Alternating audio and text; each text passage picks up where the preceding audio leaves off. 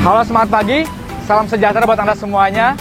Di video kali ini, di kesempatan hari ini, saya ingin men-sharingkan kepada Anda tentang apakah memilih virus di dalam perusahaan Anda atau memilih kultur perusahaan. Bagaimana kalau virus itu ternyata membuat omset Anda besar atau tinggi dan lain sebagainya gitu ya. Oke, sebelum kita lanjut ke video sharing kali ini, silakan Anda bisa like, comment, subscribe atau sharekan video ini ke banyak orang sehingga akhirnya bisa bermanfaat juga bagi banyak orang gitu ya. Oke, kita mulai ya. Bagaimana antara, mungkin Anda galau, mungkin Anda bingung di antara dua pilihan, yaitu antara memilih virus yang berprestasi atau karyawan yang loyal tapi belum berprestasi gitu. Apakah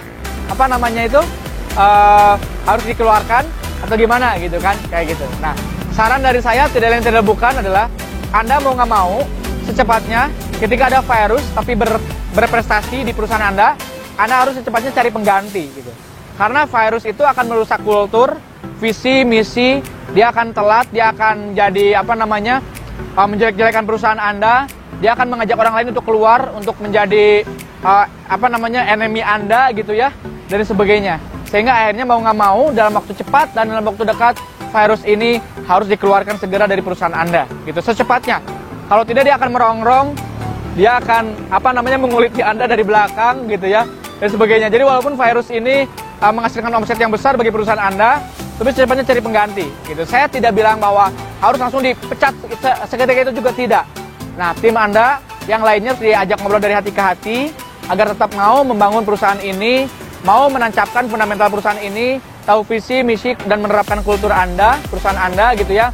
Tapi tetap lambat laun virus ini secepatnya harus diganti karena akan menularkan efek yang negatif, toksik, dan sebagainya ke dalam perusahaan Anda gitu ya. Jadi jangan menunda-nunda, jangan menanti-nanti, itu harus cepat dikeluarkan. Tapi ingat, sebelum dikeluarkan Anda tentunya harus mencari penggantinya yang sepadan. Apalagi kalau virus ini berada di bidang atau divisi yang cukup menguntungkan dan profitable bagi cash flow Anda gitu ya. Jadi jangan sampai memelihara virus atau toksik ini sampai setahun, 2 tahun, 3 tahun, bahkan 5 tahun, 10 tahun. Itu Anda bisa dihancurkan dari dalam gitu kan. Dia bisa membuat negara di dalam negara gitu ya. Apalagi virus itu mungkin suka telat, suka menjelek-jelekan nama Anda, suka mempengaruhi orang lain untuk keluar segera gitu ya, suka melecehkan, mencaci, memaki, menghina orang lain di tim Anda dan sebagainya. Itu mau nggak mau, suka atau tidak suka, Anda harus cepat mengeluarkannya segera. Kalau tidak, virus itu akan menghancurkan semuanya di dalam perusahaan Anda. Mungkin cukuplah sharing ini antara memilih virus yang berprestasi atau tim yang loyal tapi belum berprestasi. Ya, kalau tim yang loyal karakternya bagus, tinggal diprofesionalkan saja, di-push, dilimitkan saja agar dia menjadi jauh lebih luar biasa, jauh lebih profesional, jauh lebih jadi eksekutif yang handal gitu ya. Itulah sharing dari saya sedikit.